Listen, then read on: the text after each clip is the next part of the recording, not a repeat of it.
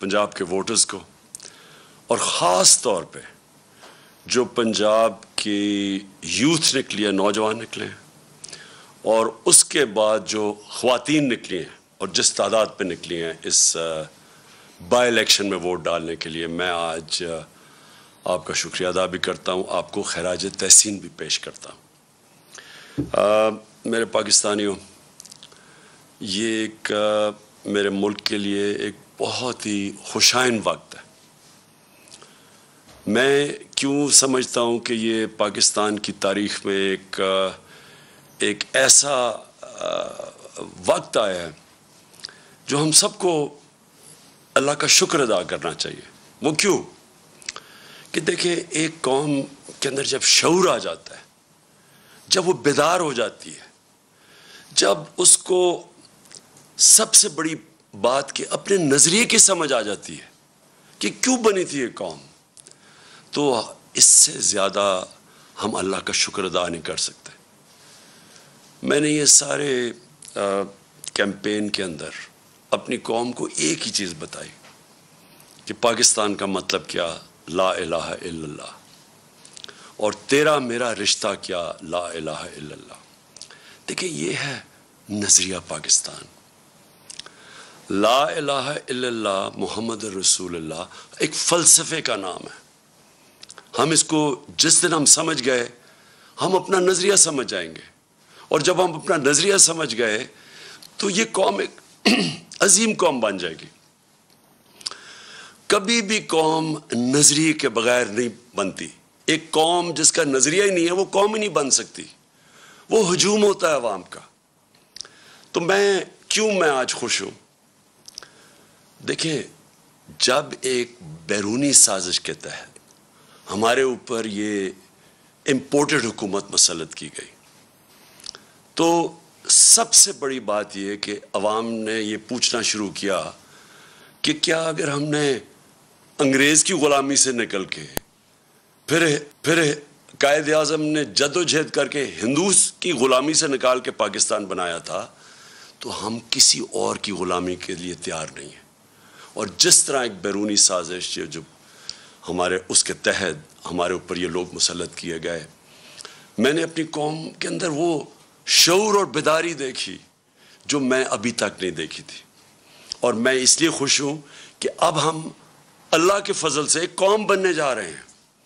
और जब एक कौम बन जाए, मेरे पाकिस्तानियों सुन लें ज़रा, जब हम कौम बन जाएंगे और बनने की तरफ जा रहे हैं, तो ये जो मसले हैं ना, हमारे कर्जे के, हमारे मसले हैं कि जी हमारे पास पैसा नहीं है मुल्क चलाने, ये जितने भी हमारे मसले हैं ये सारे हल होना शुरू हो जाएंगे। आप ये सोचें कि इस मुल्क की कितनी बदकिस्मती है कि जो लोग इस मुल्क के एलीट हैं, अशराफिया हैं, कितने लोग हैं जो पैसे वाले, जिन्होंने बाहर फ्लैट नहीं लिए हुए, लंदन में फ्लैट लिए हुए, पैसा रखा हुआ है। ये क्यों रखा हुआ है? ये इसलिए रखा हुआ है कि बिलीव ही नहीं करते पाकिस्तान में।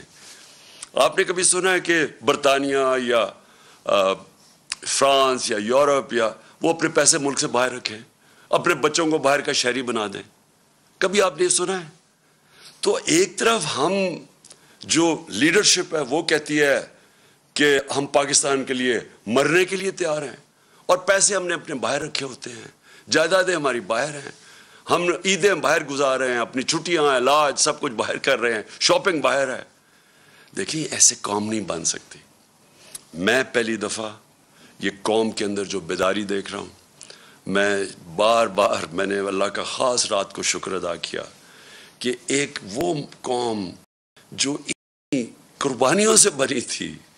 कायद आज़म की अगर आप उनकी तारीख़ पढ़ लें तो जिस तरह की वो उनकी जो सेहत थी, और जिस तरह उन्होंने एक अपनी सेहत को नज़रअंदाज करके बीमारी का भी नहीं पता चलवाने दिया डॉक्टर्स को, ताकि मुखालफिन को ना पता चल जाए, वो पाकिस्तान बनने से रोक दें, उस तरह की कुर्बानियों से मुल्क बना था। और जो हम बड़े हो रहे थे, सारे ईस्ट पंजाब से जो लोग आए थे, और मेरी अपनी फैमिली वहाँ से जब पार्टीशन के ऊपर आज़ादी पे यहाँ पाकिस्तान आए थे, शायद ही कोई ख़ानदान था जिन्होंने वो कत्ले आम नहीं देखी।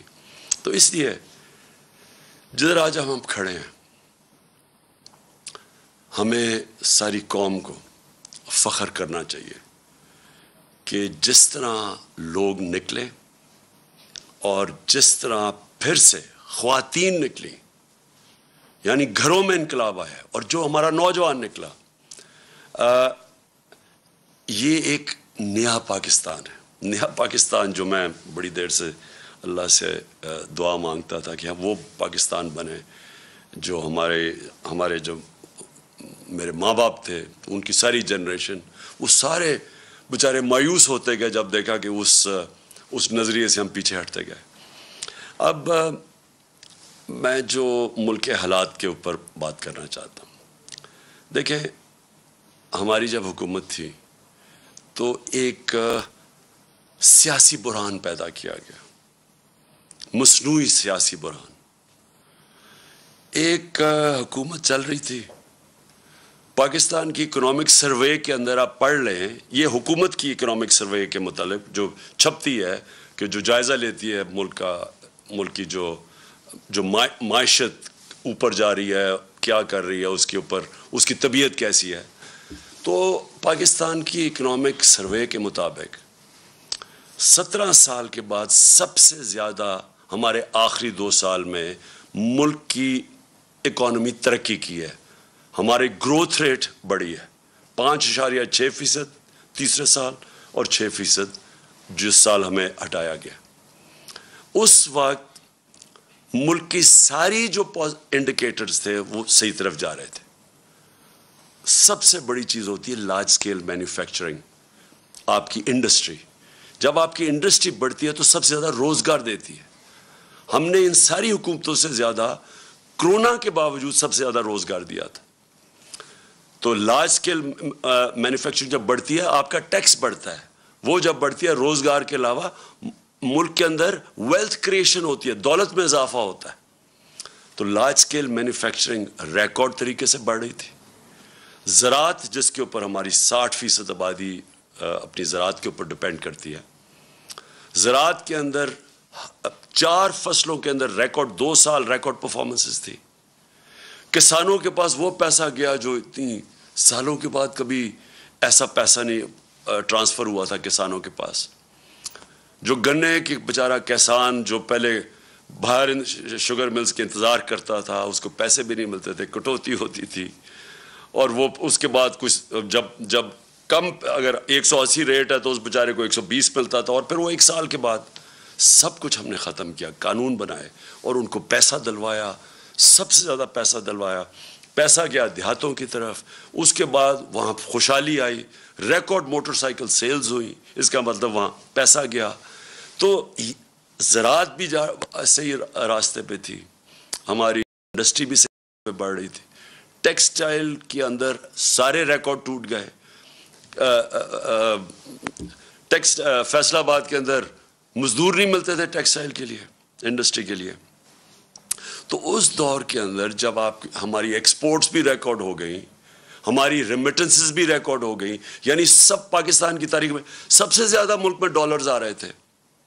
اور اس وقت جب آئی ٹی، دیکھیں فیوچر اس ملک کا ٹیکنالوجی میں، آئی ٹی میں، ہم نے جو ان کو آئی ٹی کی انڈسٹری کی مدد کی، 2 سالوں میں 75% ہماری ایکسپورٹس بڑھی اور ہم صحیح راستے پہ نکل گئے تھے۔ تو اس دور میں جب ایک ملک صحیح طرف کیا چلا گیا تھا، اور آئی ایم ایف، یہ یاد رکھیں، آج کہتے ہیں جی ہم آئی ایم ایف کے مجبور ہیں، ہم 2.5 سال آئی ایم ایف کے ساتھ تھے، ہم بھی مجبور تھے آئی ایم ایف کے پروگرام میں ہوتے ہوئے۔ اور اب انہوں نے کہا نا جی عالمی مہنگائی ہوئی، عالمی مہنگائی تو پچھلی گرمیوں سے شروع ہو گئی تھی، ہم جب کہتے تھے عالمی مہنگائی ہے تو یہ کہتے تھے مہنگائی مارچ کریں گے۔ تو جب ساری چیزیں پازیٹیو جا رہی تھیں، اور اس کے باوجود کہ ہم آئی ایم ایف میں بھی تھے، اس کے باوجود جب ہم وہ پاکستان کو فلاحی ریاست کی طرف لے کے جا رہے تھے جو پاکستان کا نظریہ تھا، اسلامی فلاحی ریاست، ہم نے پہلی دفعہ ہیلتھ کارڈ، کبھی سنا ہے کہ کسی بھی مڈل انکم گروپ، غریب کو تو چھوڑے، جو اپنے سارے خاندانوں کو ایک ہیلتھ انشورنس دے رہا ہے 10 لاکھ روپے کی، کہیں بھی جا کے اپنا علاج کروا سکے۔ احساس پروگرام ہمارا انٹرنیشنلی اکنالج ہوا، جو غربت کم کرنے کے لیے پروگرام تھا۔ انٹرنیشنلی اکنالج کیسے ہوا کہ اسٹینفورڈ یونیورسٹی کی ریسرچ ایک انہوں نے ریسرچ کر کے فیصلہ کیا کہ پاکستان کو احساس پروگرام فلاحی ریاست کی طرف لے کے جا رہا تھا، کامیاب پاکستان تھا، سستے قرضے نچلے 20 لاکھ خاندانوں کو دے رہے تھے تاکہ ہنر اب سیکھ سکیں، تاکہ وہ دکانیں کھول سکیں، کسان پیسہ لگا سکیں، سود کے بغیر قرضے دے رہے تھے گھر بنانے کے لیے، پھر پوری ایک ہاؤسنگ کا ہمارا پورا انسینٹیوائز کر رہے تھے، بینک پیسے دیں، کم سود کے اوپر لوگ گھر بنائیں، جتنا کرائے دیتے تھے اسی کرائے کے اوپر قسطیں پے کر کے اپنا گھر بنا لیں. یہ ساری چیزیں چل رہی تھیں.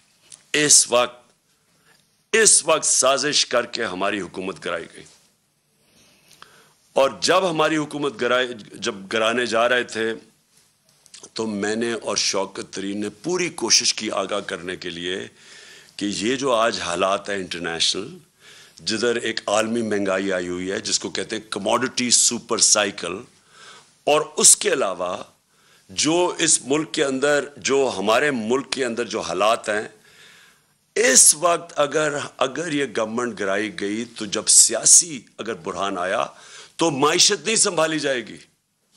ہم نے یہ آگاہ کیا، وہ لوگ جو روک سکتے تھے اس کو، کہ معیشت نہیں سنبھالی جائے گی. اور خاص طور پہ ان لوگوں سے آپ ذرا ان کا ٹریک ریکارڈ دیکھیں، یہ کب انہوں نے ہماری ملک کی معیشت ٹھیک کی ہے. اور سب سے بڑی انڈیکیشن ہوتا ہے جب آپ ایک ملک کی معیشت کو ٹھیک کرتے ہیں تو آپ کی ایکسپورٹس بڑھتی ہیں، جس سے ڈالرز ملک میں آتے ہیں، جس سے ویلتھ کریشن ہوتی ہے. ان کے پچھلے 5 سال تو ایکسپورٹس بڑھی نہیں، جو یہ نون لیگ کے 5 سال تھے. ان کے جو دوسرے دور میں جو 97 سے 99 تک تھا، تب بھی کوئی ان کی ایکسپورٹس کے اندر اضافہ نہیں تھا. دونوں دفعہ انہوں نے اتنے بڑے بیرونی خسارے چھوڑ کے گئے، تو ان سے تو بڑھنی نہیں تھی. اور ہمیں پتہ تھا کہ کیوں آنا چاہتے ہیں، اور وہ واضح ہو گیا. آتے ساتھ ہی انہوں نے اپنے کرپشن کے کیسز معاف کروانے کی کوشش کی. وہ اسمبلی سے بل پاس کروا دیا ہے، جو انشاءاللہ میں کل سپریم کورٹ میں چیلنج کر رہا ہوں کہ 1100 ارب روپے کے، جب آپ اس کو ایگزامن کریں، 1100 ارب روپے کا جو پیسہ اس ملک کا چوری ہوا ہے، جو یہ لوگ جو اسمبلی میں بیٹھے ہوئے ہیں ان کا معاف ہونے جا رہا ہے. اور اس لیے وہ آئے تھے، کیسز اپنے ختم کروا رہے ہیں. FIA کا کیس جو شہباز شریف کے اوپر اوپن اینڈ شٹ کیس، اس کے اور اس کے بیٹے کے اوپر 16 ارب روپے وہ معاف کروانے جا رہے تھے. تو یہ ہونا ہی تھا جو ہوا ہے. اور آج ہم کدھر کھڑے ہیں؟ آج بلومبرگ جو اب ایک انٹرنیشنل ادارہ ہے، سب اکانومسٹ جانتے ہیں، اس انٹرنیشنل ادارے کے مطابق آج پاکستان 4تھے نمبر پہ ہے وہ ملک جو ڈیفالٹ کرنے جا رہا ہے. ڈیفالٹ کا مطلب کہ ہمارے پاس ہم بینکرپٹ ہونے جا رہے ہیں، ملک کا دیوالیہ نکلنے جا رہا ہے. جس طرح سری لنکا جو نمبر 1 پہ ہے، جس طرح سری لنکا کا حال ہے، اب ہم 4تھے نمبر پہ آ گئے. اور موڈیز نے پاکستان کی نیگیٹو ریٹنگ کر دی ہے. موڈیز ہے جو ادارہ فیصلے کرتا ہے کہ ملک کے قرضے دینے کی اس کی کیا قابلیت ہے، قرضے واپس کرنے کی کیا قابلیت ہے. ہم جب تھے انہوں نے نیگیٹو سے اس کو پازیٹیو کیا تھا، آج وہ پھر نیگیٹو پہ چلی گئی ہے.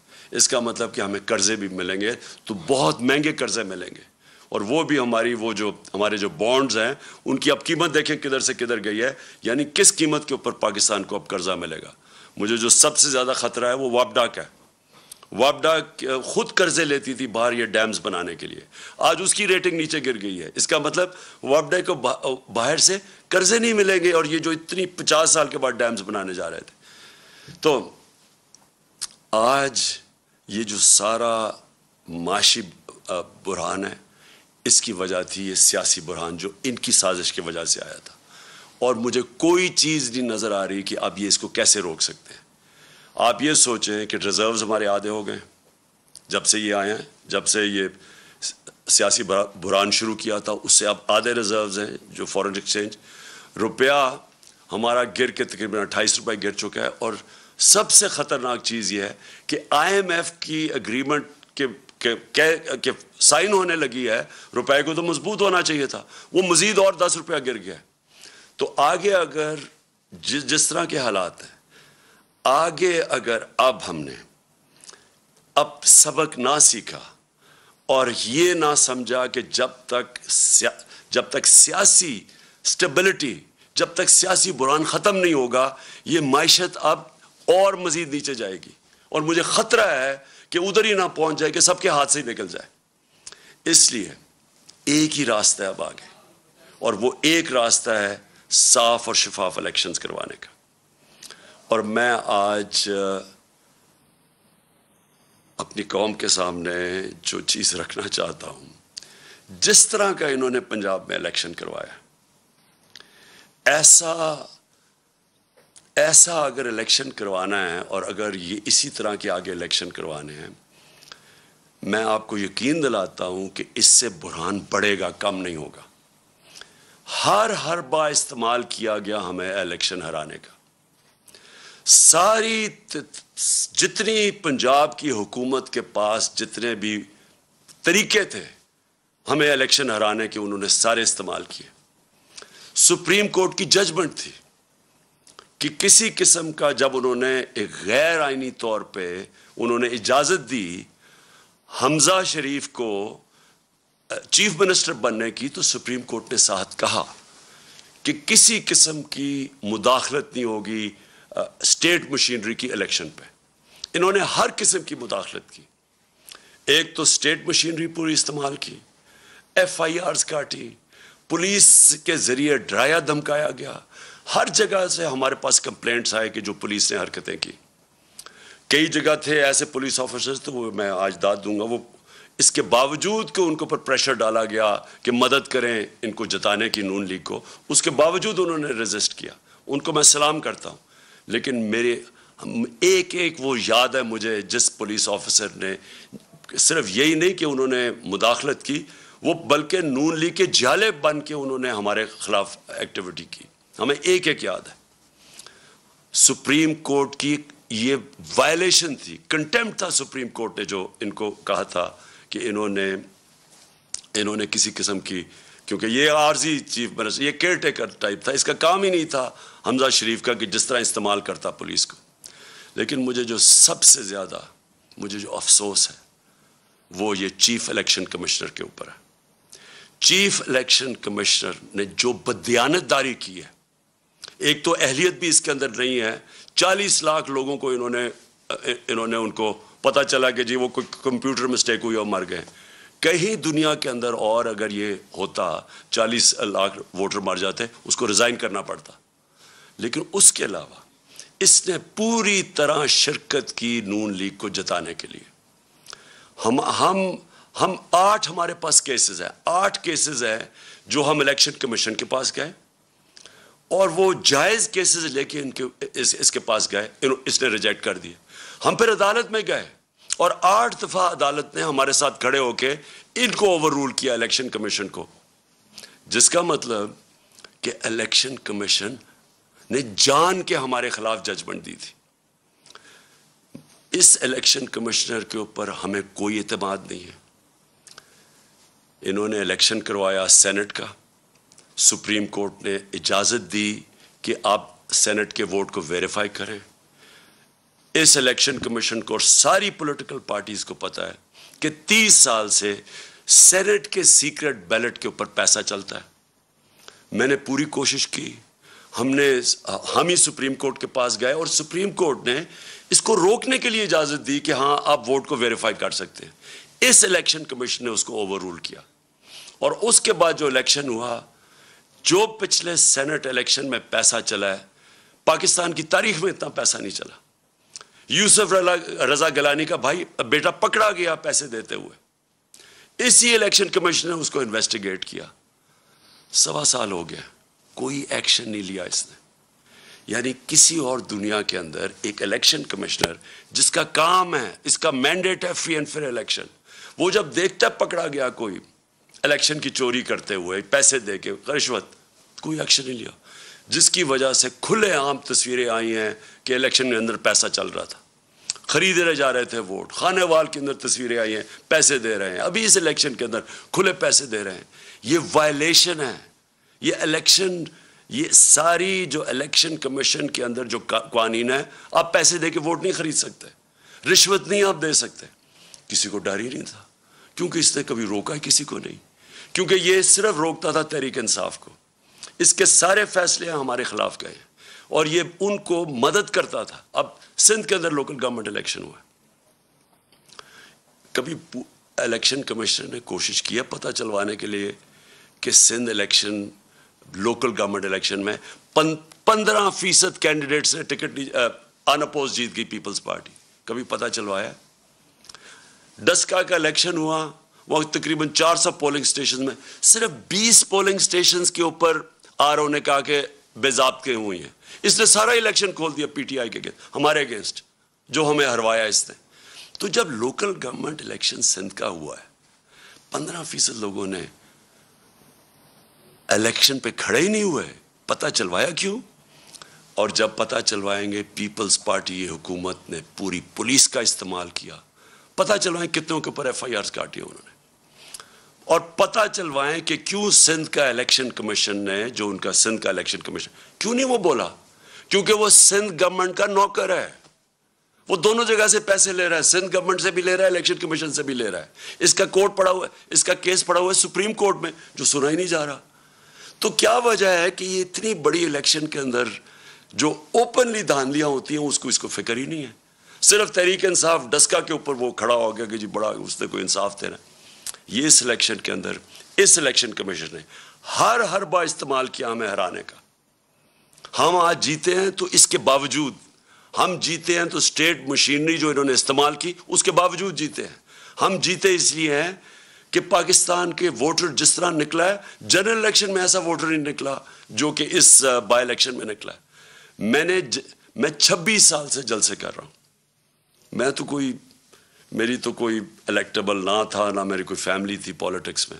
میں تو شروعات تھوڑے سے لوگوں سے، اور آہستہ آہستہ پبلک میں جا کے بیداری پیدا کر کے، اور ایک دن 14-15 سال کے بعد دن ایسا آیا کہ لوگوں نے میری بات سننی شروع کر دی. باتیں یہی میں کہہ رہا ہوں، پاکستان کا مطلب کیا، لا الہ الا اللہ، یہ میں 26 سال سے کہہ رہا ہوں. یہ کوئی نئی بات نہیں کر رہا. لیکن ایک وقت آیا کہ اللہ نے لوگوں کے دلوں میں ڈال دی اور میری پارٹی کھڑی ہونی شروع ہوئی. اور میں نے ساری پالیٹکس کی ہے پبلک کو ساتھ ملا کے. کبھی 26 سال میں نے کبھی اس طرح کی بیداری نہیں دیکھی. میں نے کبھی اپنی قوم میں ایسا شعور نہیں دیکھا جو میں نے اس بائی الیکشن ان 3 مہینے میں دیکھا. جب مجھے سازش کے تحت 9 اپریل کو جب میں پرائم منسٹر ہاؤس سے نکلا اپنی ڈائری پکڑ کے، تو میرے مخالفین سب کا جنہوں نے سازش کی ان کا خیال تھا کہ اب مٹھائیاں بنٹے گی اور ساری دنیا اس کو برا بھلا کہے گی. میڈیا کا پورا ایک گروپ ساتھ ملا ہوا تھا ان کے، اور ان میڈیا نے پوری کیمپین چلائی اس کے اگینسٹ. میں پھر سلام کرتا ہوں وہ میڈیا جو اس کے باوجود کھڑا رہا رائے حق پہ، سچ پہ. کیمپین چلائی گئی. انہوں نے پہلے بلیک آؤٹ کروایا ہمارا، اور پھر ان ساروں نے آ کے میرے پر کیسز بنانے شروع کر دیے.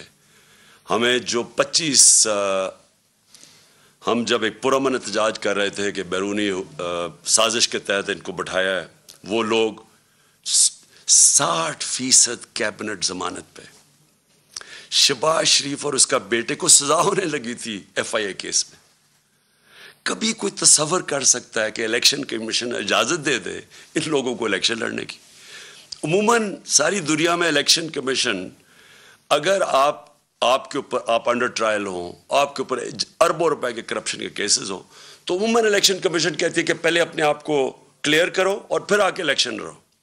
یہاں الیکشن لڑا رہے تھے اپنے آپ کو کلیئر کرنے کے لیے کرپشن سے. یہ کبھی دنیا میں ایسے نہیں ہوا کہ آپ پہلے الیکشن لڑیں، آپ اقتدار میں، اور پھر اپنے کیسز ختم کر دیں، یعنی خود ہی ملزم ہی قاضی بن جائے. یہ الیکشن کمیشن نے اجازت دی تھی ان کو.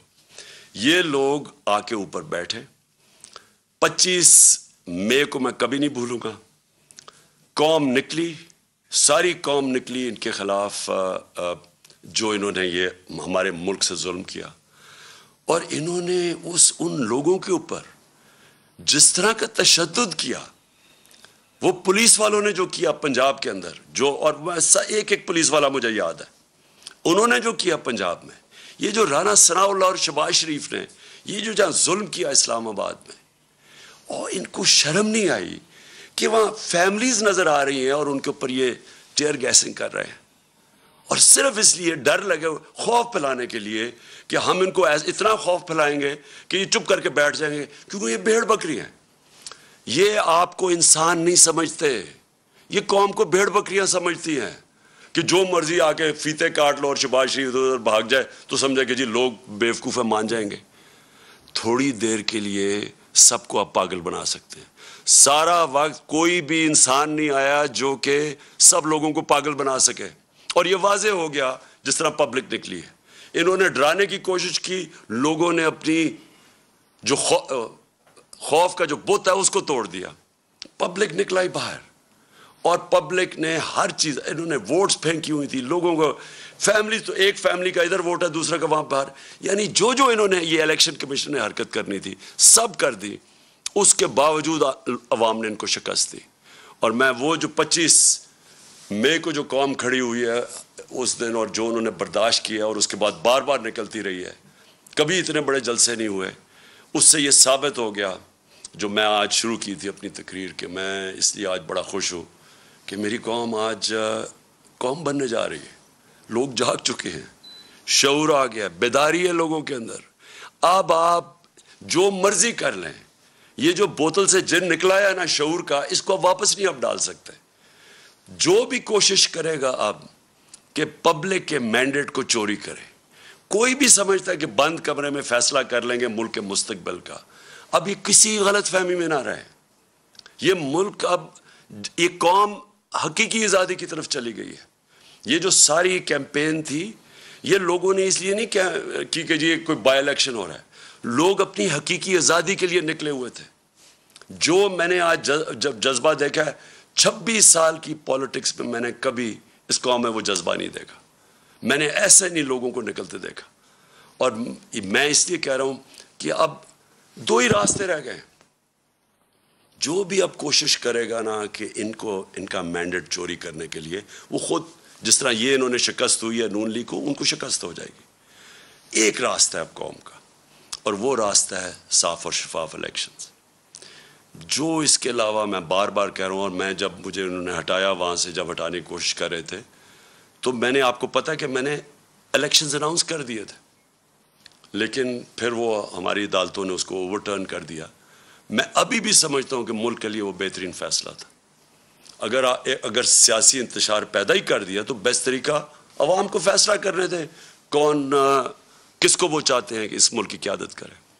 میں ابھی بھی یہ کہہ رہا ہوں، ایک راستہ ہے اس قوم کا، صاف اور شفاف الیکشن، اور صاف اور شفاف الیکشن اس الیکشن کمیشن کے اندر نیچے کبھی بھی نہیں ہو سکتا۔